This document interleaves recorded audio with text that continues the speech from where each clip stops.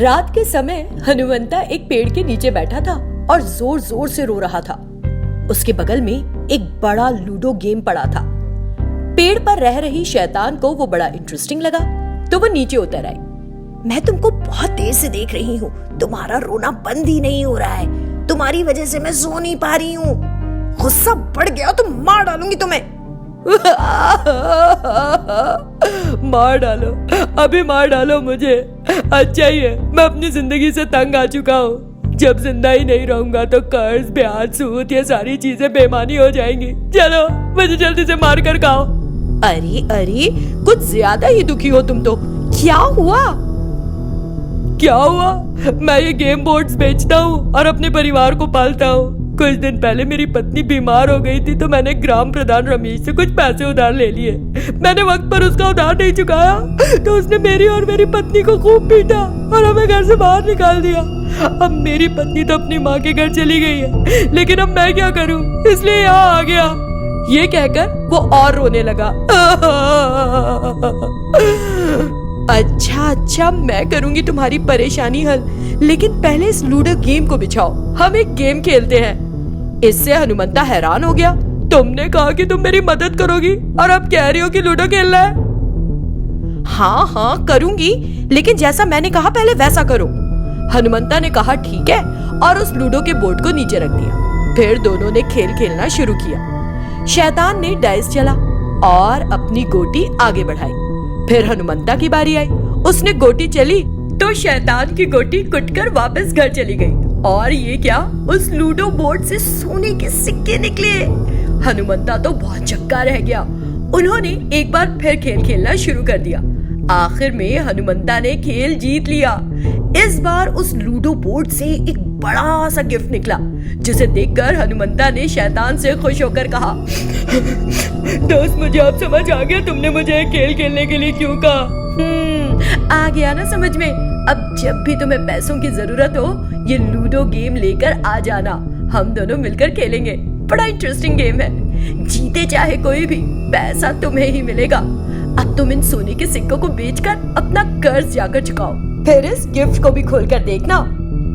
हनुमंता ने कहा ठीक है और वहाँ से चला गया। अगले दिन उसने वो सारा पैसा लौटा दिया जो उसने ग्राम प्रधान से उधार लिया था। फिर उसकी पत्नी भी घर आ गई। हनुमंता ने उस शैतान द्वारा दिया गया गिफ्ट खोला। उस गिफ्ट में कुछ और सोने के सिक्के थे। ये देखकर वो बहुत खुश हुआ और मन ही मन शैतान को धन्यवाद दिया। इस तरह हनुमंता का जीवन उस शैतान की मदद से पूरी तरह से बदल गया। एक घर में एक बहुत कठोर स्वभाव की सास थी। वो हमेशा अपनी बहू सरोज को डांटती और उसके साथ मारपीट भी करती थी, लेकिन सरोज धैर्य के साथ उस यातना को सहती थी। एक दिन रात के समय, अरे सरोज, तू आजकल बहुत आलसी हो गई है, ठीक से खाना तक नहीं बनाती, तू पिटकर ही ठीक होगी। इतना कहकर वो उसकी पिटाई करने लगी। तभी एक शैतान ने बाहर से देखा और सोचा, वो हमेशा उस मासूम लड़की की पिटाई करती रहती है, क्या उसने सच में इतना बुरा खाना बनाया है? एक बार जाकर चक्कर देखूं जरा। ऐसा सोचते हुए शैतान अदृश्य रूप में रसोई में घुस गई और सरोज द्वारा तैयार की गई चीज को चखा। वाह, ये तो बहुत जायकेदार है, लेकिन फिर उसकी सास उसकी पिटाई क्यों करती है? ये सोचते हुए शैतान उसकी सास के पास गई। उस समय, खाना बड़ा जायकेदार बनाती है सरोज, लेकिन तारीफ करूंगी तो सर पर चढ़ जाएगी, इसीलिए कभी कभी पिटाई ही कर देती हूँ। शैतान ने सुना तो सोचा, अरे दुष्ट औरत, तू उसकी माँ के बराबर है और ऐसा बर्ताव, ठहर चखाती हूँ तुझे पिटाई का मजा। शैतान ने सरोज को वहां से गायब कर दिया और खुद सरोज का रूप ले लिया। फिर सरोज के रूप में शैतान एक कटोरी में खीर लाई और कहा, माँ जी, मैंने आपके लिए एक खीर तैयार की है। आपने रात का खाना अच्छे से नहीं खाया, इसे खाकर देखिए, ये बहुत अच्छा है। तेरी बनाई चीज अच्छी कैसे हो सकती है? उसने खीर खाई। अरे अरे, जल रहा है, मिर्च, पानी, क्या डाल दिया तूने इसमें? खीर मीठी होनी चाहिए, करम जली, ये तो मुंह जला रहा है। नहीं माँ जी, मैंने तो कुछ नहीं मिलाया, जरा मैं खाकर देखूं। उसने कटोरे को लिया और सारी खीर खा गई। क्या हो गया तुझे? तूने इतना तीखा कैसे खा लिया? सरोज कुछ नहीं बोली और रसोई में चली गई। फिर वो एक गिलास पानी लेकर आई। माँ जी, कुछ पानी पी लो, मुंह जलना बंद हो जाएगा। सास ने कुछ पानी पिया। मेरा पेट, क्या मिलाया तूने इस पानी में? तू मुझे मार डालना चाहती है? मनहूस कहीं की, आज तुझे जिंदा नहीं छोड़ूंगी। उसने छड़ी से उसे पीटना चाहा। सरोज ने उसे अपने हाथ से पकड़ लिया और फिर, क्या तुम मुझे मारोगी? और वो एक शैतान में बदल गई। मेरी माँ, शैतान, शैतान! इतना कहकर वो वहां से भागने लगी। शैतान ने उसका पीछा किया और उस छड़ी से उसे पीटना शुरू कर दिया। अरे मुझे मत मार, अगर तूने एक बार और मारा तो मैं मर ही जाऊंगी। और तुम जो हर दिन अपनी बहू की पिटाई करती हो, फिर वो कैसे दर्द सहन करती है? वो भी तुम्हारी तरह एक इंसान ही है ना? क्या ये तरीका सही है? मैंने बहुत गलत किया, मैं तुम्हारे पैर पड़ती हूँ। मैं अपनी बहू को फिर कभी नहीं डांटूंगी, कभी नहीं मारूंगी। ठीक है, मैं तुम पर नजर रखूंगी। अगर तूने अपनी बहू को गलत इरादे से छुआ भी तो तेरे हाथ काट दूंगी। अगर तूने उसे डांटा तो मैं तेरी जीभ काट दूंगी। शैतान गायब हो गई और तभी सरोज वहां दिखाई दी। क्या हुआ माँ जी? आपके गाल लाल हैं, जैसे किसी ने आपको थप्पड़ मारा हो। कुछ नहीं बेटी, हो जाता है कभी कभी। तू जाकर बैठ, मैं खाना बनाती हूँ। क्यों माँ जी, हर दिन तो मैं ही खाना बनाती हूँ ना। ठीक है बेटी, मैंने तुझे बहुत सताया, आज से तुझे बिल्कुल नहीं डांटूंगी। तू जो चाहे कर, चाहे तो काम कर, नहीं तो मैं खुद कर लूंगी। उस बदलाव को देखकर सरोज हैरान रह गई। उस दिन के बाद से सास घर का सारा काम करने लगी और खाना भी बनाने लगी, जिसे देखकर, माँ जी, कम से कम मुझे आपकी मदद करने दीजिए, हम दोनों मिलकर काम पूरा करेंगे। इस तरह उसने अपनी सास की मदद की। तब सास ने सोचा, मेरी बहू कितनी अच्छी है, मैंने उसके चरित्र को बिना समझे इतने दिनों से इतना सताया। ये सोचकर उसने सरोज से कहा, मुझे माफ कर दे बेटी। फिर उसने बताया कि क्या हुआ था। सरोज बोली, अच्छा, नहीं माँ जी, आपको मुझसे माफी मांगने की जरूरत नहीं, लेकिन मैं बहुत खुश हूँ कि आप बदल गई हैं। मैं आप में इस तरह का बदलाव लाने के लिए शैतान का धन्यवाद देती हूँ। हाँ, उस शैतान ने अच्छा काम किया। अब मैं पूरी तरह से समझ गई कि तुम क्या हो। तब से वे आपस में प्यार से रहने लगी। इस तरह शैतान ने सास की अकल ठिकाने लगा दी। पहले भाग में संत ने एक गैस सिलेंडर के अंदर उस चुड़ैल को डाल दिया और उसे उसी के साथ जंगल पहुंचा दिया। फिर क्या हुआ, चलिए देखते हैं।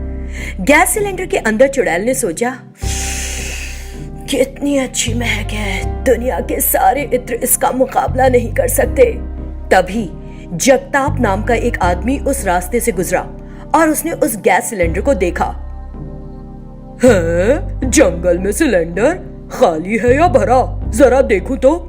इतना सोचकर उसने उसे उठाकर देखा। अरे ये तो एक भरा हुआ सिलेंडर है, घर ले जाता हूँ उठाकर। ये सोचते हुए उसने इधर उधर देखा और उस सिलेंडर को अपने कंधे पर रख लिया। फिर जगताप उस सिलेंडर को लेकर घर चला गया। तुम ये सिलेंडर कहाँ से ले आए?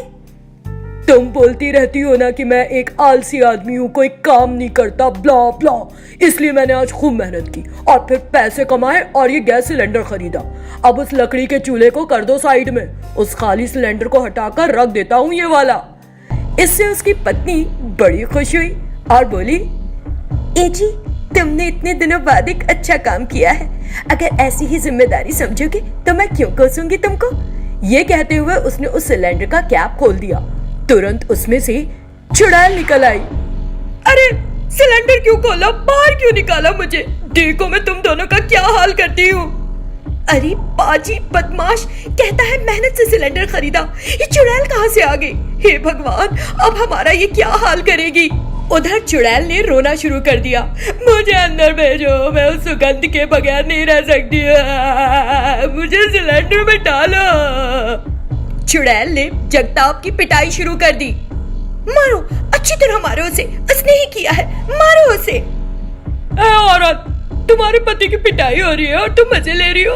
वो तो सिर्फ सिलेंडर लेकर आया था, खोला तो तुमने है ना, तो फिर तुमको भी सजा मिलनी चाहिए। इतना कहकर शैतान ने उसकी भी पिटाई शुरू कर दी। बहुत हुआ, पीटना बंद करो हमें। कुछ देर बाद मुझे अभी डालो सिलेंडर। मैं अभी डालता हूँ तुमको सिलेंडर में, 1 मिनट। इतना कहते हुए उसने उस चुड़ैल को पकड़ा और गैस सिलेंडर में डालने की कोशिश की। क्या कर रहे हो, ये जादूगर समझ लिया है क्या खुद को? जादू टोना सीखे हो, फिर तुम्हारे कहने भर से अंदर चली जाएगी क्या? जाओ और जादू कर लाओ, फौरन लाओ। इस तरह चुड़ैल भी जोर से चिल्लाई। बेचारा जगताप फौरन एक जादूगर की तलाश में निकल गया। इस बीच उस शैतान को कहीं से गैस की महक आई। कहीं गैस लीक हो रही है, मुझे वहां जाना होगा। चुड़ैल उस घर से निकलकर उस घर में चली गई जहां से गैस रिस रही थी। क्या मस्त खुशबू आ रही है। और फिर चुड़ैल ने उस घर का सिलेंडर उठा लिया। इस तरह चुड़ैल ने फिर से गैस सिलेंडर चोरी करना शुरू कर दिया। वो चुड़ैल उस गांव से रोज रात में सिलेंडरों की चोरी करने लगी। सिलेंडर की तलाश में निकला जगताप घर नहीं लौटा, न जाने वो कहाँ चला गया था। तब से सिलेंडर चोर चुड़ैल की परेशानी गांव पर फिर पड़ गई। खत्म हो गई उसकी गैस, दूसरा सिलेंडर ढूंढूंगी।